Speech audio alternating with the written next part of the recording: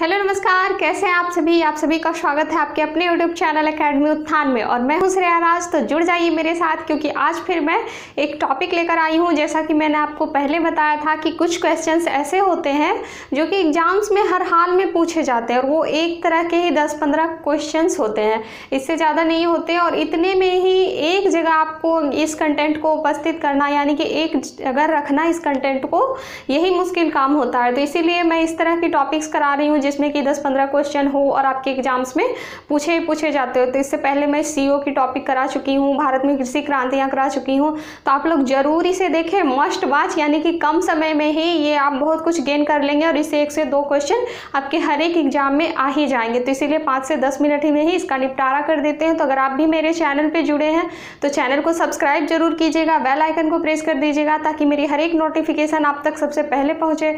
और इस वीडियो को अंत तक देखिए, अगर अच्छा लगेगा तो लाइक जरूर कीजिएगा।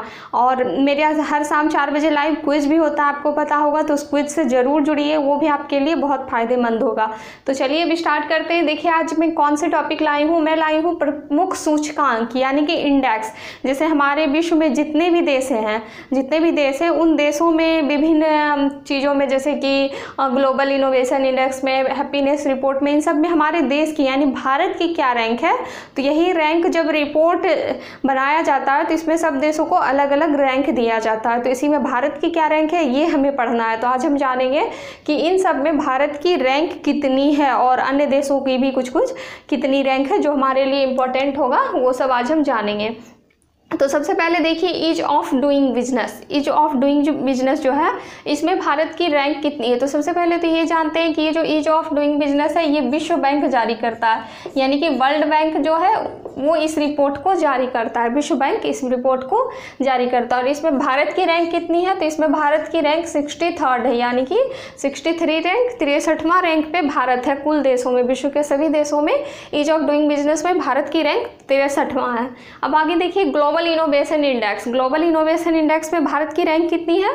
तो ग्लोबल इनोवेशन इंडेक्स में भारत की रैंक 48 है, यानी कि 48वें रैंक पे भारत है ग्लोबल इनोवेशन इंडेक्स में। अब देखिए तीसरा number world press freedom index, यानी कि विश्व में हमारा देश जो है प्रेस के माध्यम से, यानी कि प्रेस को लेकर अगर हम देखें तो हमारा देश कितना स्वतंत्र है प्रेस को लेकर, वर्ल्ड प्रेस फ्रीडम इंडेक्स। तो इसमें जो भारत की रैंक है 142, यानी कि 142वीं रैंक है भारत की प्रेस फ्रीडम इंडेक्स में। अगर इसमें पहली रैंक की बात की जाए तो इसमें पहली रैंक जो है फर्स्ट रैंक वो नॉर्वे की है फर्स्ट रैंक।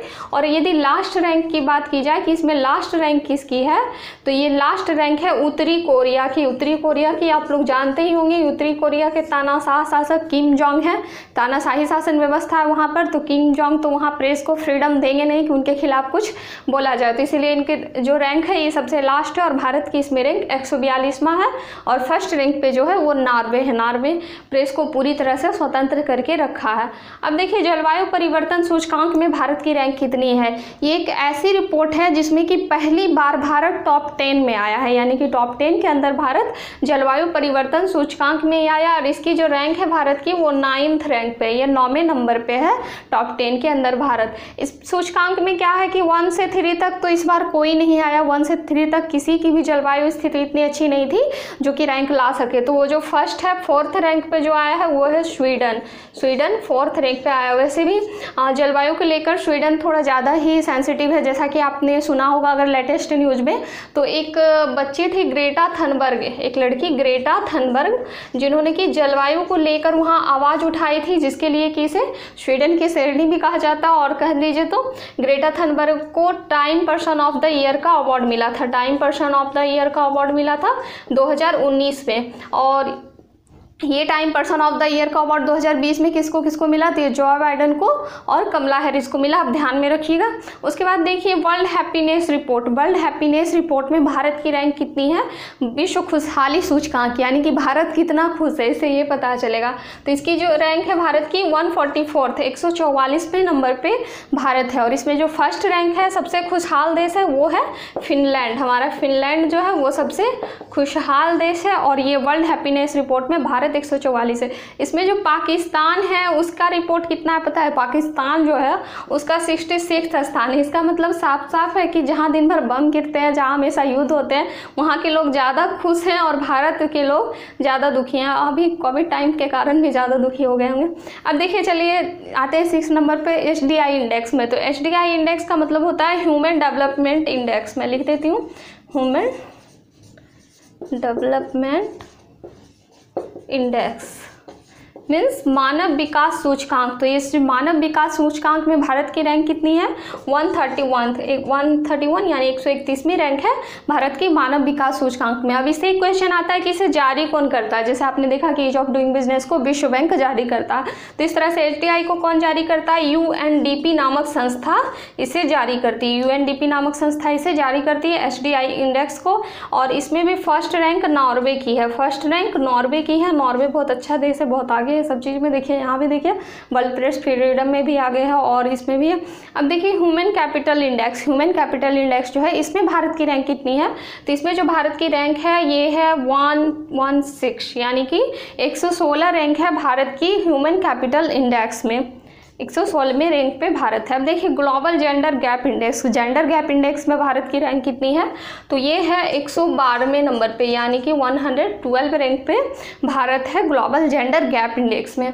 अब देखिए यहाँ चलते हैं विश्व आर्थिक स्वतंत्रता सूचकांक। आर्थिक स्वतंत्रता सूचकांक में भारत की रैंक कितनी है? तो 105वें रैंक पे भारत है विश्व आर्थिक स्वतंत्रता सूचकांक में। अब हेनली पासपोर्ट की बात ले ले तो हेनली पासपोर्ट के इंडेक्स में भारत की यानी कि किसकी पासपोर्ट कितनी मजबूत है? तो इस इंडेक्स में भारत की रैंक जो है 84th रैंक पे है। 84th रैंक पे भारत है। और सबसे मजबूत जिसका पासपोर्ट है यानी कि फर्स्ट रैंक किसकी है? तो वो जापान की है, जापान की। और यदि लास्ट रैंक की बात की जाए कि हेनली पासपोर्ट इंडेक्स में लास्ट रैंक पे कौन है?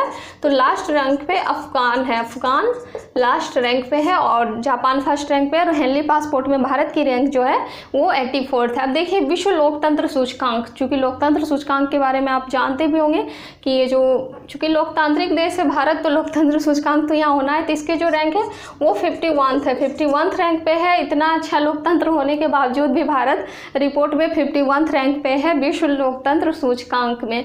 अब देखिए पर्यावरण प्रदर्शन सूचकांक EPI में भारत की रैंक कितनी है?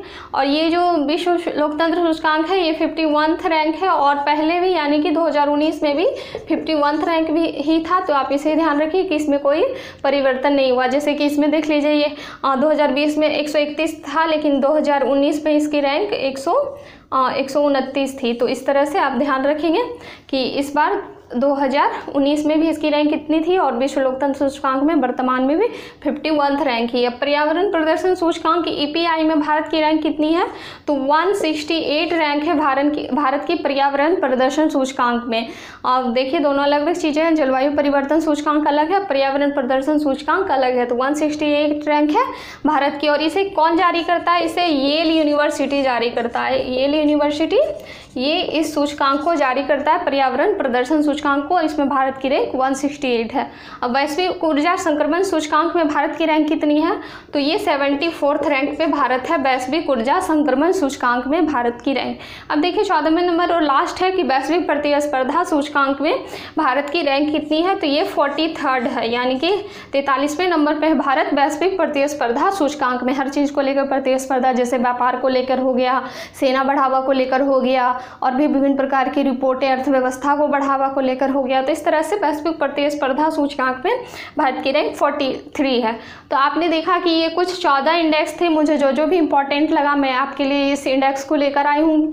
तो आई होप कि आपको अच्छा लगा होगा, आप समझ गए हो। इसे एक जगह नोट डाउन कर लीजिए और रिवीजन करते रहिए। आपको इसको रटने की जरूरत नहीं पड़ेगी और एग्जाम से पहले भी आप अगर रिवाइज करके जाएंगे तो इससे आपके क्वेश्चंस नहीं छूटेंगे। तो मैं पूरी कोशिश करती हूँ कि मैं वो सभी क्वेश्चंस आपके लिए अवेलेबल करा सकूँ जो आपके एग्जाम्स में पूछे जाते हैं। तो अगर आपको अच्छा लगा हो तो लाइक ज़रूर कीजिएगा, कमेंट जरूर कीजिएगा और सब्सक्राइब कीजिएगा। तो चलिए, जय हिंद, धन्यवाद।